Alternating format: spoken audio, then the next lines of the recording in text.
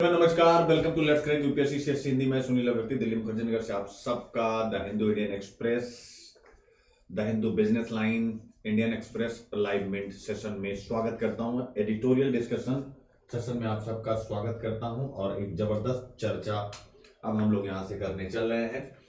और फिर से वही बात कि एक दिन में हम 4 से 5 एडिटोरियल करते हैं और महीने का 120 से ज्यादा एडिटोरियल और 1400 एडिटोरियल साल भर में, यानी कि जो भी सिविल सर्विसेज की प्रिपरेशन कर रहे हैं, आईएएस की, पीसीएस की, सारे क्वेश्चन जनरल स्टडीज के आप देखेंगे यहीं से आपको मिल जाएंगे। यही इसकी सबसे बड़ी इंपॉर्टेंस है कि जो यूपीएससी है उसका बेसिक तो किताबों में है, बट जो एग्जाम में पूछा जाता है वह यहां पर है। यह ध्यान रखेंगे जो भी नए बच्चे होंगे। चलिए स्टार्ट करते हैं फटाफट।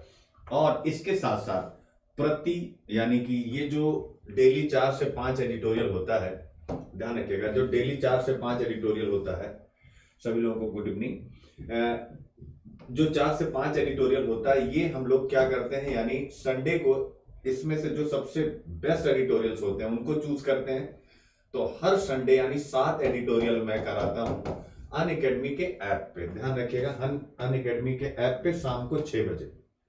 और इस बार अभी से घोषित कर दे रहा हूं, आंसर राइटिंग भी है, यानी आंसर राइटिंग भी शामिल हो चुकी है। एक मॉडल आंसर होगा जिसमें मैं पढ़ाते टाइम भी बहुत सी चीजें, मतलब क्या डालना है क्या नहीं डालना है वो भी आपको समझाऊंगा।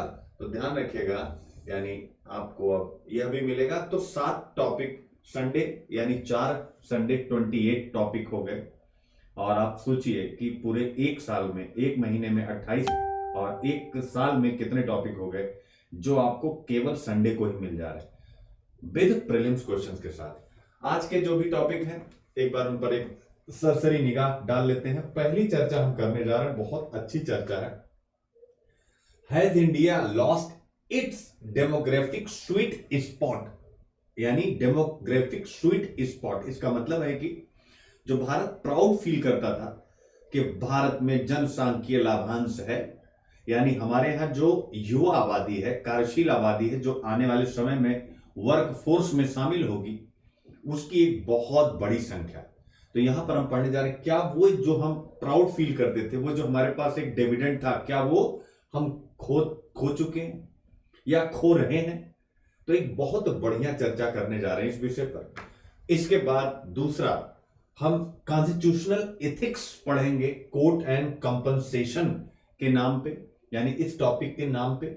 और इसके बाद तीसरा पढ़ेंगे आईएएस कैडर रूल्स में जो केंद्र परिवर्तन लाने जा रही है, जिसके बारे में कल हम लोगों ने न्यूज पढ़ी, आज एडिटोरियल में आ गया कि इसका हम पढ़ने जा रहे हैं गवर्नेंस, यानी लोकतंत्र में सिविल सेवाओं की भूमिका यहां। और इसके साथ साथ हम पढ़ने जा रहे हैं इस प्रकार के एक्शन से भारतीय संघीय व्यवस्था, यानी पॉलिटी प्रश्न पत्र 2 पर पड़ने वाला प्रभाव। और उसके बाद और भी ऐसे वगैरह में तो हम लोग करेंगे। इसके बाद ये हो गया बिजनेस लाइन का पहला टॉपिक। 2 टॉपिक हो गए आपके हिंदू के। अब इसके बाद आते हैं 3 हो गए आपके इंडियन एक्सप्रेस के। The formal economy and not just the informal sector is an disasters, sorry distress. हम यहां पढ़ने जा रहे हैं कि जैसे बातचीत होती है हमेशा कि कोविड का इंडियन इकोनॉमी पर क्या प्रभाव पड़ा, कोविड का इंडियन इकोनॉमी पे क्या प्रभाव पड़ा है। जब हम ये पढ़ते हैं तो स्वाभाविक है हमें अक्सर यही एडिटोरियल पढ़ने को मिलता है कि इनफॉर्मल सेक्टर में बहुत गहरा इंपैक्ट पड़ा, लेकिन यहां पर हम एक एग्जांपल लेंगे फॉर्मल सेक्टर में इंपैक्ट क्या पड़ा है कोविड का। तो एक नया एस्पेक्ट है, बहुत बढ़िया, छोटा सा है बट बहुत बढ़िया पॉइंट आपके और हमारे सामने आने वाला है, इसको करेंगे। इसके बाद वही एक्सप्लेन पेज पे आया है IAS officers and central posting. क्या है IAS officers and central posting? इन दोनों टॉपिकों को हाइब्रिड कर दिया गया है। और अगला टॉपिक है brent at 7 year high, how are economy markets and investors impacted, यानी जो ब्रेंट क्रूड ऑयल है, जो एक बेंचमार्क दर होती है, वो बढ़ गई है, पिछले 7 वर्षों में सबसे ज्यादा हो गया, यानी कि कच्चे तेल का माल बढ़ गया है। कच्चे तेल का मूल्य बढ़ गया है। अब उसका भारतीय इकोनॉमी के विभिन्न क्षेत्रों पर क्या इंपैक्ट पड़ेगा, बहुत बढ़िया एनालिसिस हम लोग करने जा रहे हैं। ये हो गया। इसके बाद ये सारे हमारे टॉपिक हो गए। पहला, असम और मेघालय के जो चीफ मिनिस्टर है उन्होंने दोनों राज्यों के मध्य जो बाउंड्री विवाद है उसको लेकर के गृह मंत्रालय से मुलाकात की है। तो नॉर्थ ईस्ट में जो सीमा विवाद है विभिन्न राज्यों के मध्य, जो इंटरनल सिक्योरिटी के लिए थ्रेट होता है, तो इस प्रकार की मीटिंग्स और एक सहमति बनने की तरफ आगे बढ़ना सीमा विवादों को सुलझाने के लिए, यह कहीं ना कहीं इंटरनल सिक्योरिटी को स्टेबलाइज करेगा, मजबूत करेगा, उसे स्थिर करेगा। तो ये हम पढ़ेंगे। उसके बाद अगला वही डेपुटेशन टू सेंटर्स इन 2021, यानी वही जो सरकार चेंज लाने जा रही है आईएएस कैडर रूल में। तो यहां पर कहा गया इसलिए लाने जा रहे हैं क्योंकि सरकार को आवश्यकता होती है सेंटर यानी आईएएस, आईपीएस और आईएफएस अधिकारियों की, जो केंद्र के काम राज्यों में कर सके, लेकिन उनकी संख्या लगातार कम हो रही है। तो स्वाभाविक है सरकार ने इसीलिए हस्तक्षेप किया, यहां पर बताया गया है। इसके बाद बिहार में जहरीली शराब पीने से 7 लोगों की मृत्यु हुई है। यह सेम टॉपिक केस स्टडी के रूप में 2018 में आया हुआ, आप एक बार चेक कर सकते हैं। जहरीली शराब यानी कि एक ऐसा राज्य जहां पर शराब बंदी है और वहां पर अवैध शराब बनाई जा रही है। आप क्या करेंगे, यह केस स्टडी 2018 में आ चुका है सेम, तो यह केस स्टडी करेंगे। इसके अलावा पर्यावरण मंत्रालय ने एक प्लान किया है कि विभिन्न राज्यों की रैंकिंग करेंगे क्योंकि उनके यहाँ पर्यावरणीय मंजूरी कितनी स्पीड से मिलती है। हालांकि इसका राज्यों ने विरोध किया है, यह भी एक छोटी सी न्यूज है। इसके अलावा ब्रह्मोस का एक विस्तारित रेंज परीक्षण हुआ है, वह देखेंगे। इसके अलावा यूक्रेन मामले पर अमेरिका ने रशिया को वार्न किया है कि अगर वहां पर तुम किसी भी प्रकार की अटैकिंग पोजीशन में आओगे तो तुम्हें गहरा जवाब मिलेगा। यानी आप देख सकते हैं इस समय यूक्रेन का मुद्दा पूरे विश्व में कैसे चर्चा में है। इसके अलावा यहां पर देखिए कहा गया है, संयुक्त अरब अमीरात यूएई ने कहा कि जो हौथी विद्रोही थे उन्होंने अबू धाबी पर ड्रोन्स और मिसाइल से हमले की। तो ये एक बड़ा गंभीर है। ड्रोन में बार बार लेके आ रहा हूं कि अगली बार क्वेश्चन में ये मेरी तरफ से आउट है, ड्रोन पर क्वेश्चन पूछा जाना। इसके अलावा साउथ चाइना सी विवाद फिर से चर्चा में, और यहां पर यूएस का जो वॉरशिप है, युद्धपोत है, उसको लेकर के एक विवाद हो गया है कि ये पारेशल द्वीप तक पहुंच गया था और चाइना ने इसको, यानी चाइना के युद्धपोतों ने इसको वहां से भगाया। तो अमेरिका खंडन कर रहा है कि ऐसी कोई बात नहीं हुई है। तो ऑब्वियस है साउथ चाइना सी हमेशा चर्चा में रहता है। और चलिए तो इन्हीं सब बातों के साथ शुरुआत करते हैं। सबसे पहले इंडिया का लार्जेस्ट लर्निंग प्लेटफॉर्म जिस पर इंडिया के टॉप एडुकेटर्स के साथ आप यूपीएससी की जर्नी पूरी कर सकते हैं, ये मेरे बारे में कुछ जानकारी है। और टेलीग्राम चैनल आप लोग ज्वाइन करें, और इसी वीडियो के डिस्क्रिप्शन में आप जाएंगे तो वहां पर टेलीग्राम लिंक मिल जाएगा सारी सूचना, इंफॉर्मेशन, जानकारी के लिए। और इस पूरे महीने ऑफर है कि जो भी एस्पिरेंट 18 मंथ का कॉम्बो यानी ऑप्शनल और जीएस दोनों लेते हैं तो उनको इतने पैसे में पढ़ रहा है, और वो इस प्लेटफॉर्म पर हिंदी लिटरेचर और कंप्लीट जीएस मुझसे पढ़ सकेंगे आते ही, यानी जैसे ही आप एडमिशन लेंगे। जो भी बच्चे ले भी रहे हैं आपको केवल ऑप्शनल पे पढ़ना है। जो 23 वाले हैं, 22 वालों को तब क्या हो गया, जो 23 वाले हैं उनको ऑप्शनल हिंदी साहित्य और उसके साथ साथ आपको इथिक्स और ऐसे दोनों मैं करा चुका हूं। आते ही सबसे पहले उन पर अटैक करके 1000 नंबर पर कमांड करना है। और ये है अनअकैडमी का कॉम्बैट, यानी देख सकते हैं कितना ऑफर आ रहा है आपके सामने। आपको फर्स्ट अप्रैल गजेट भी मिल सकता है, तो देख सकते हैं पुरस्कार कितने ज्यादा हैं।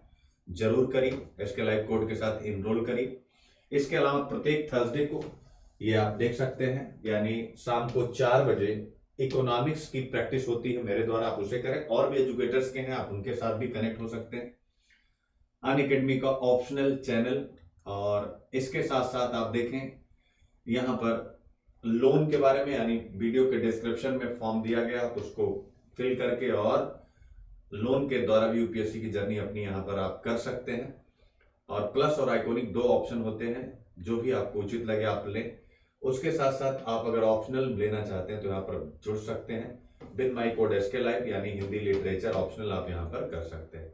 ये बैच कोर्सेज हैं जो आपको पढ़ने को मिलते हैं, यानी आप आएंगे तो आपको ये सारी चीजें यहां पर पढ़ने को मिलती है।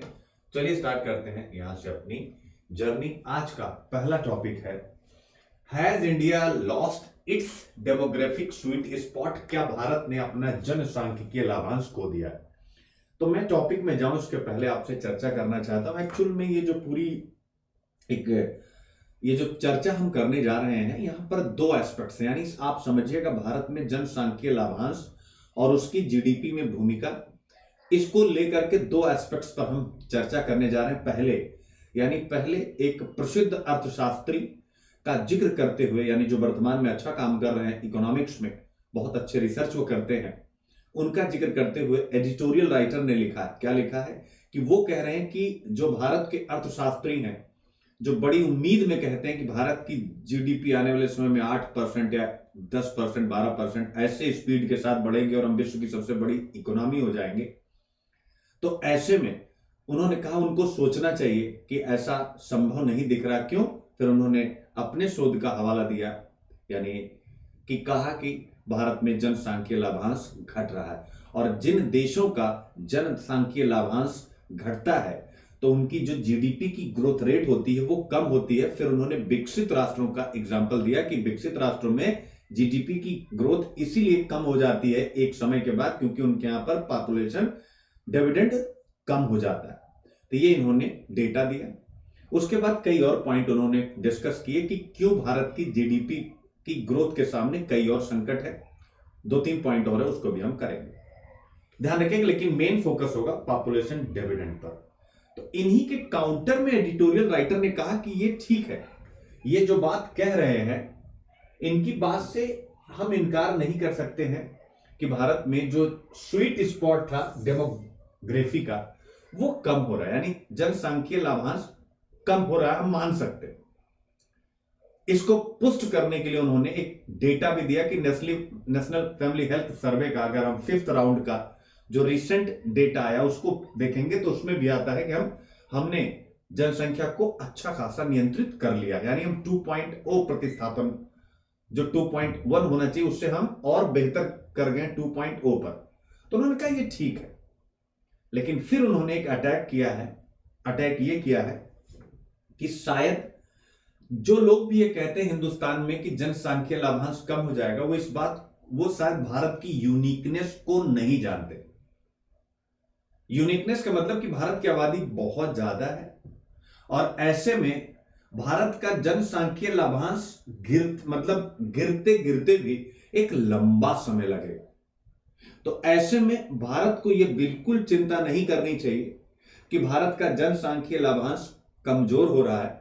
उससे यह चिंता करनी चाहिए, क्या चिंता करनी चाहिए कि इस जो अभी हमारे पास जनसांख्यिकीय लाभांश उपलब्ध है, अवेलेबल है, उसको हम किस प्रकार से, यानी बेहतर उत्पादक और बेहतर उत्पादकता के तत्व के रूप में बदल दें, यानी उसके शिक्षा, वही आ गया यानी कौशल विकास, ध्यान रखिएगा।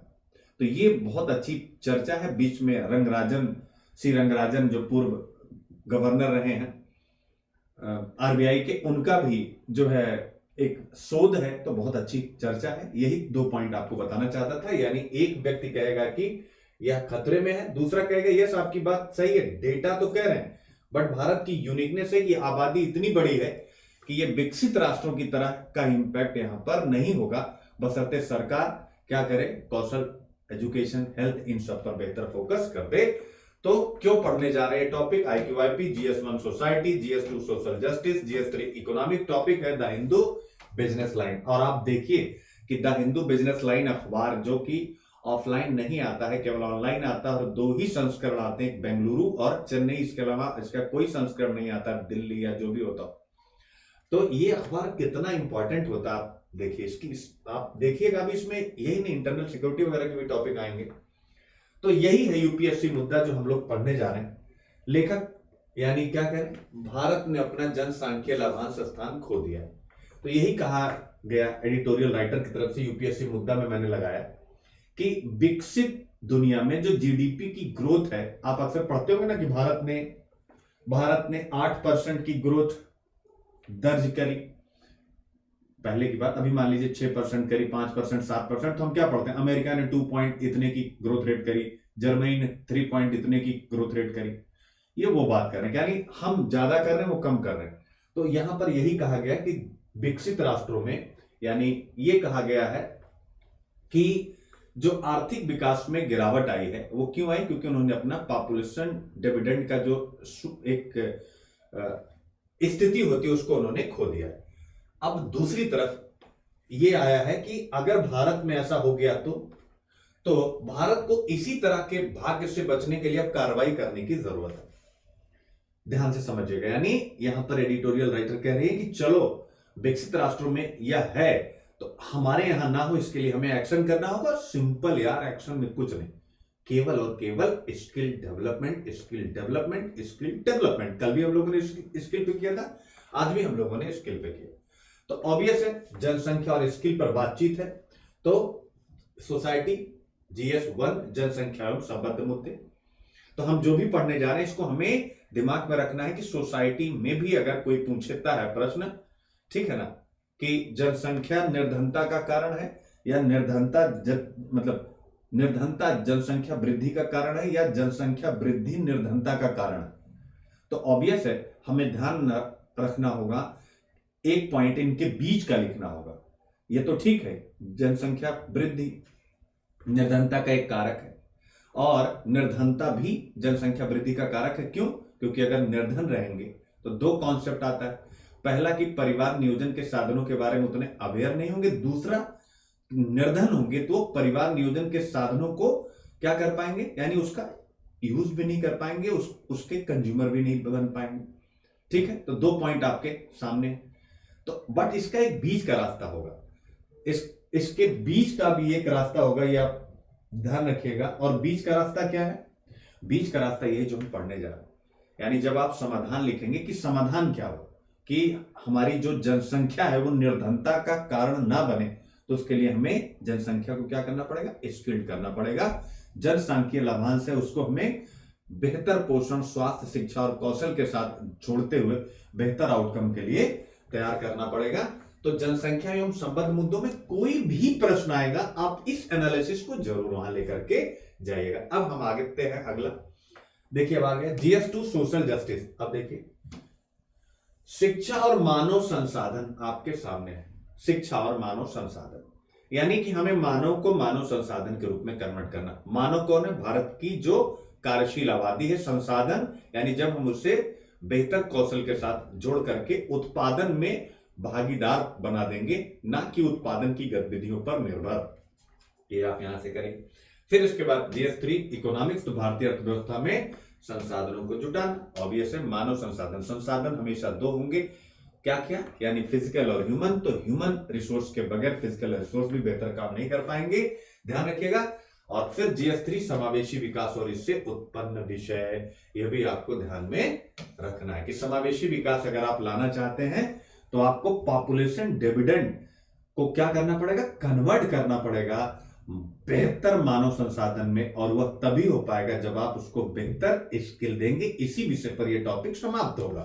तो सभी जगह आप इसे ला सकते हैं। और अब हम लोग वही पढ़ने जा रहे हैं, यानी जो प्रश्न 2014 में आया था, लेकिन सबसे पहले और फिर मॉडल क्वेश्चन भी है, लेकिन उसके पहले हम थोड़ा सा आकर के टॉपिक में घुसे, 2 से 4 मिनट फिर आएंगे वापस।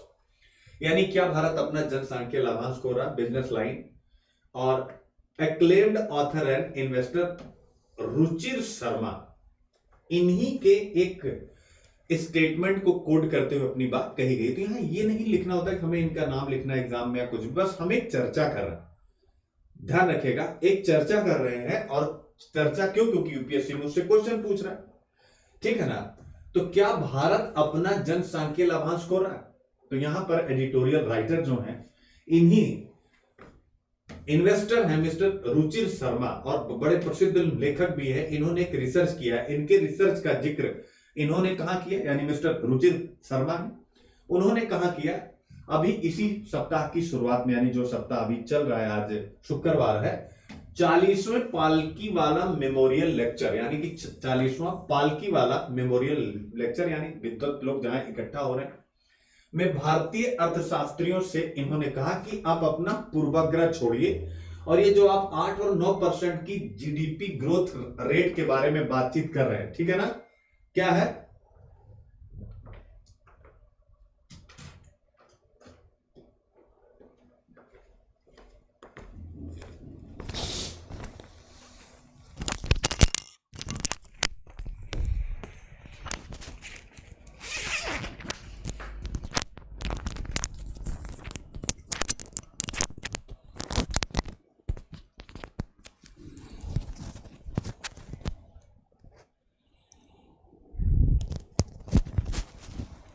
ओहो, थैंक यू यार।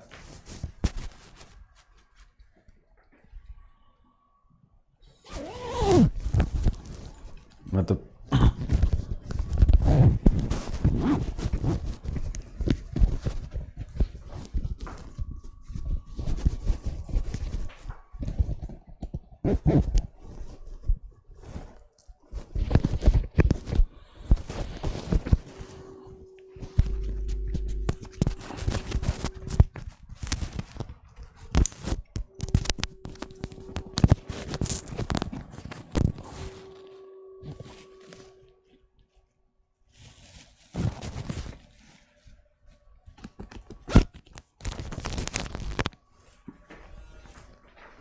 ठीक है, तो चलिए शुरू करते हैं।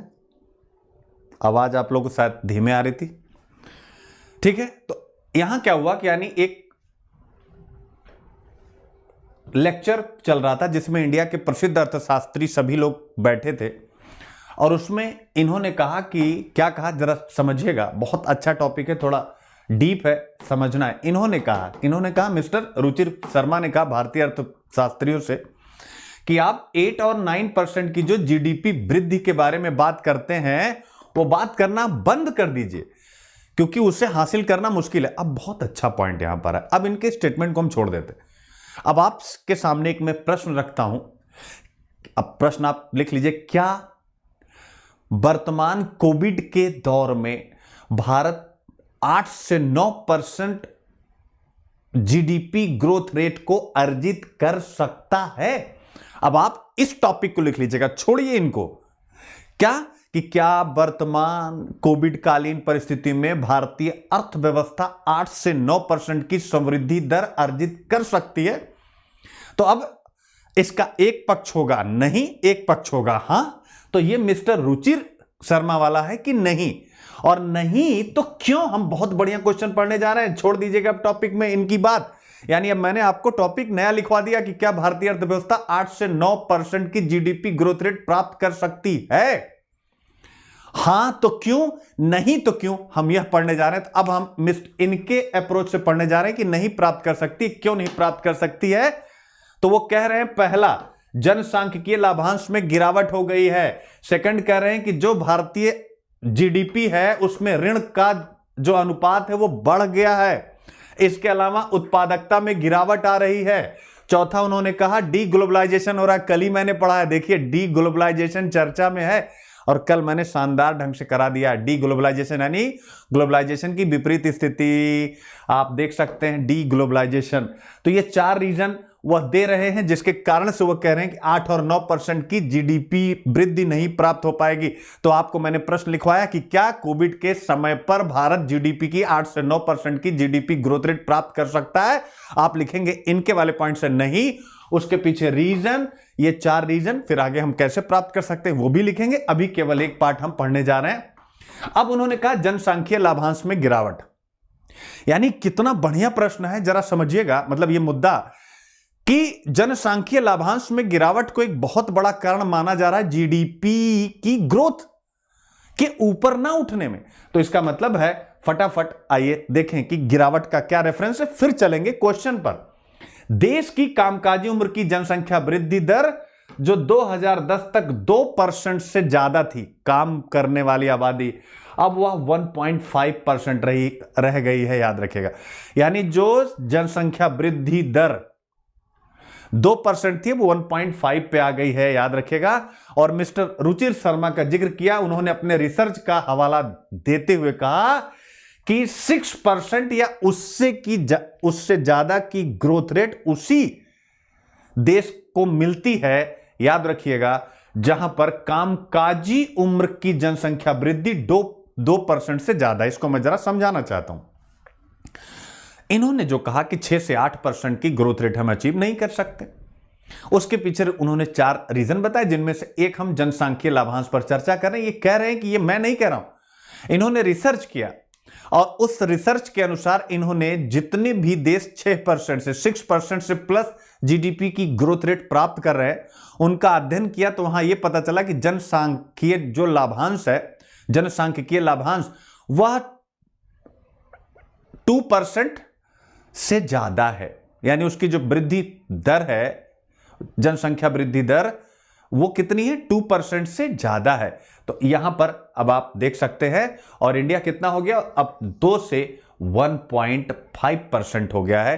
तो इसका मतलब है कि 0.5 की कमी आ गई है, और इन्होंने कहा इसी 0.5 की कमी के कारण से, इसी 0.5 की कमी के कारण से 8 to 9% हम जो है क्या हो जाएंगे, यानी ग्रोथ रेट नहीं प्राप्त कर पाएंगे। तो पहला टॉपिक इन्होंने यह जिक्र किया है, आप पकड़े रहिएगा। लेकिन फिर अंत में इनको काउंटर किया गया, वो पॉइंट यही बता दूं जिससे आपका ये कॉन्सेप्ट क्लियर हो जाए कि ठीक है, अगर ये 2% से 1.5 हो गया तो भी कोई दिक्कत नहीं है, अगर हम इसको बेहतर कौशल दे दें तो बस सिंपल, यानी बेहतर कौशल के साथ हम इसे जो है क्या करेंगे, इंडियन इकोनॉमी का एक हिस्सा बनाएंगे, तो जीडीपी की ग्रोथ रेट भी प्राप्त होगी और इनको रोजगार भी प्राप्त होगा। अब आइए आगे बढ़ते हैं इस प्रश्न पर। 2014 का प्रश्न जरा एकदम बारीकी से देखिएगा। जिस समय हम भारत के जनसांख्यिकीय लाभांश को शान से प्रदर्शित करते हैं, while we flaunt India's demographic dividend, उस समय हम रोजगार योग्यता की पतनशील दर को नजरअंदाज करते हैं। Be ignore the dropping rates of employability. अब जरा समझिएगा, ये टॉपिक मैंने क्यों लगाया, आपको याद है, मुझे भी याद है, मैं चाहता तो यहां लगाता नहीं, लेकिन क्यों लगाया हूं? क्योंकि आज का जो एडिटोरियल है वो इसी प्रश्न पर है, और जो पहला पार्ट है, जिस समय हम भारत के जनसांख्यिकीय लाभांश को शान से प्रदर्शित करते, तो पॉपुलेशन डिविडेंड, यानी इसका मतलब है, शान से प्रदर्शित करने का मतलब होता है कि जीडीपी में इसकी भागीदारी होती है। ध्यान रखिएगा, जीडीपी में इसकी भागीदारी होती है। बट यहां पर एक रिसर्च के माध्यम से एडिटोरियल राइटर कह रहे हैं कि जिन कंट्रीज की 6% से ज्यादा जीडीपी ग्रोथ है, उनके यहां पर जो जनसंख्या वृद्धि दर वो 2% से ज्यादा है। भारत में अब 1.5 हो गया है, तो समस्या होगी। यानी पहला बात कि जीडीपी में इनकी सीधी भागीदारी, इसीलिए यूपीएससी प्रश्न पूछता है और आगे भी पूछा जाएगा। फिर उस समय हम रोजगार योग्यता की पतनशील दर को नजरअंदाज कर देते। जो एडिटोरियल राइटर हैं, यानी जो एडिटोरियल लिख रही हैं, वो यही प्रूफ कर रही है कि ठीक है कि जनसांख्यिकीय लाभांश कम होगा, लेकिन इतनी जल्दी कम होने वाला नहीं, क्योंकि उसका जो वॉल्यूम है भारत में बहुत बड़ा है, उसे किसी छोटे राष्ट्र से कंपेयर आप नहीं कर सकते। यह भारत की यूनिकनेस है कि पॉपुलेशन डिविडेंड यानी आंकड़ों में दिखेगा कि कम हो रहा है, लेकिन तब भी कम नहीं होगा क्योंकि बहुत बड़ी आबादी है। तो उन्होंने कहा, और कम होगा भी तो अभी लगभग 2050, 60, 70 के आसपास, और तब तक भारत अगर ये जो रोजगार योग्यता की पतनशील दरों को दूर कर दे, रोजगार योग्यता की, याद रखिएगा, पतनशील दरों को, ठीक है ना, इसका मतलब है कि वह पॉपुलेशन को बेहतर कौशल उपलब्ध करा दे। तो अगर यह कर दे तो स्वाभाविक है क्या हो जाएगा, एक बहुत बड़ा परिवर्तन आ जाएगा, और जनसांख्यिकीय लाभांश अन्य देशों के मुकाबले कम होने के बाद भी भारत अपनी जीडीपी की जो पेस है, जो गति, उसको बनाए रख सकेगा। यही मैं यहां पर आपको इस प्रश्न के माध्यम से पढ़ाना चाह रहा था, ध्यान रखिएगा, ठीक है ना। अब इसके बाद आता है, क्या हम ऐसा करने में कोई चूक कर रहे हैं? बिल्कुल कर रहे हैं, यानी हमारे यहां स्किल कहां है।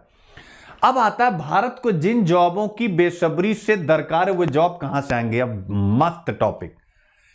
अब आपको यहां एक नया पॉइंट लिखना है कि भारत को जिन रोजगार की आवश्यकता है वो कहां से आएंगी, यानी जो बने बनाए क्षेत्र है वहां पर तो अब नियोजन, चाहे संगठित क्षेत्र हो, असंगठित क्षेत्र हो, वहां पर रोजगार की कमी हो गई, और टेक्नोलॉजी आने से और भी कमी होगी। तो अब कहां से आएंगे? तो आप यही लिखेंगे कि जब हम पॉइंट को नोट किया जाए, और ये पॉइंट मैंने अभी तक इस प्रश्न में कभी नहीं बताया क्योंकि आया नहीं, अब आ गया। उस समय हम रोजगार, यानी हम क्या लिखेंगे कि अगर हम रोजगार योग्यता के लिए कौशल पर विशेष फोकस करें तो एक दिन जो बेहतर कौशल से युक्त हो जाएंगे, यानी कि जैसे 100 लोग एक क्लासरूम में हैं, ध्यान से समझिएगा, और वहां पर हम कोई ITI का प्रोग्राम, कौशल प्रशिक्षण का कोई चला रहे हैं, किसी भी फैक्ट्री के किसी भी उत्पाद से संबंधित, तो अगर उस क्लास में 50 लोग, 25 लोग, 100 लोग, 500 जितने भी हों, अगर उनको हम इस कौशल का प्रशिक्षण देंगे तो उनमें से, उस क्लास में से 50 में से हो सकता है 48, 49 तक भी रोजगार के लिए पढ़े, लेकिन एक उसमें बैठा होगा जो तुरंत दिमाग लगाएगा, गुरु मुझे अपनी फैक्ट्री लगानी, यानी स्टार्टअप करना। चूंकि ये मानव की प्रवृत्ति होती है, ये कुछ लीडरशिप क्वालिटी रखते हैं बट उन्हें अवसर नहीं मिलता, इसलिए वो पीछे रहते हैं। तो यहां यही कहा गया है, आपको यह लिखना है कि जब हम रोजगार योग्यता के लिए कौशल विकास कार्यक्रम चलाएंगे गहनतम स्तर पर, तो क्या होगा, इन्हीं रोजगार योग्य लोगों में से लोग स्टार्टअप लेंगे। क्या लेंगे? स्टार्टअप लेंगे। और जब वो स्टार्टअप लेंगे तो जिन जॉबों की दरकार है वो अपने आप इन्हीं योग्य लोगों के द्वारा सृजित कर दी जाएंगी और आपका आंसर कंप्लीट हो जाएगा। बताइए समझ में आया कि नहीं आया, और एकदम यूनिक पॉइंट आया कि नहीं आया। यानी हम इतना स्किल्ड करें कि एक क्लास में अनुमान आप अपने आंसर में भी लिख सकते हैं, 50 लोग अगर है तो उसमें से 49 नौकरी के लिए पढ़े, लेकिन एक उसमें ऐसा होगा जो पढ़ेगा नौकरी के लिए लेकिन करेगा स्टार्टअप, तो वह फिर ढेर सारे रोजगार को सृजित करेगा। और ऐसे ही पूरे देश में अगर एक अभियान के रूप में हो जाए तो इतने स्टार्टअप हो जाएंगे, तो भारत को जिन जॉबों की दरकार है वो यहीं स्टार्टअप से मिलने लग जाएंगी बहुत से क्षेत्रों में। अब अगला टॉपिक है आपका, यानी मॉडल क्वेश्चन है जिसको आप लोग लिखेंगे, क्या भारत अपना जनसांख्यिकीय लाभांश खो रहा है? ऐसा प्रश्न आ सकता है। इसके क्या दुष्परिणाम सामने आ सकते हैं? भारत को जनसांख्यिकीय लाभांश को आर्थिक समृद्धि का कारक बनाने के लिए क्या रणनीति अपनानी चाहिए? यानी क्या भारत अपना जनसांख्यिकीय लाभांश खो रहा है? इसके क्या दुष्परिणाम सामने आएंगे? अब लाभांश खो रहा है, ये कैसे आप लिख पाते? बताइएगा मुझे, अगर ये प्रश्न आता है तो जनसांख्यिकीय लाभांश यस खो रहा है। इनका जो रिसर्च आप लिखेंगे, according to the Hindu business line editorial, ऐसा आप आंसर लिख सकते, ठीक है। इन्वेस्टर मिस्टर रुचिर शर्मा का आंकड़ा कि 1.5% हो गया है, यानी पॉपुलेशन डिविडेंड हमारे यहां कम हो रहा है। और फिर नेशनल फैमिली हेल्थ सर्वे की जो 5th रिपोर्ट, उससे भी पता लगता है कि जनसंख्या की वृद्धि दर में गिरावट आई है, तो लाभांश ऑब्वियस है कम हो रहा, तो बिल्कुल खो रहा है, इससे आप इनकार नहीं कर सकते। इसके क्या दुष्परिणाम सामने आ सकते हैं? तो इसके क्या दुष्परिणाम, सबसे बड़ा यानी कि भारतीय अर्थव्यवस्था के लिए जो कार्यशील आबादी चाहिए वह कम हो जाएगी, तो स्वाभाविक है अर्थव्यवस्था पर इसका इंपैक्ट पड़ेगा, श्रम की कमी होगी, तो जीडीपी कम हो जाएगी, सिंपल सी बात है। फिर इसके बाद क्या कह रहा, भारत को जनसांख्यिकीय लाभांश को आर्थिक समृद्धि का कारक बनाने के लिए क्या रणनीति अपनानी चाहिए? यानी कि भारत क्या स्ट्रेटजी अपनाए, भारत क्या स्ट्रेटजी अपनाए, तो वही स्ट्रेटजी यानी कौशल विकास, जो इस प्रश्न में मैंने बताया लास्ट में, वही वाला यहां पर आपको एग्जाम्पल के साथ लगा देना है, कौशल विकास, तो आ जाएगा मजा। तो ये हो गया आपका टॉपिक, आप आई होप समझ गए हैं कि कहां तक क्या क्या है। तो अब यहां पर कहा गया कि भारत की जीडीपी 8 से 9% की ग्रोथ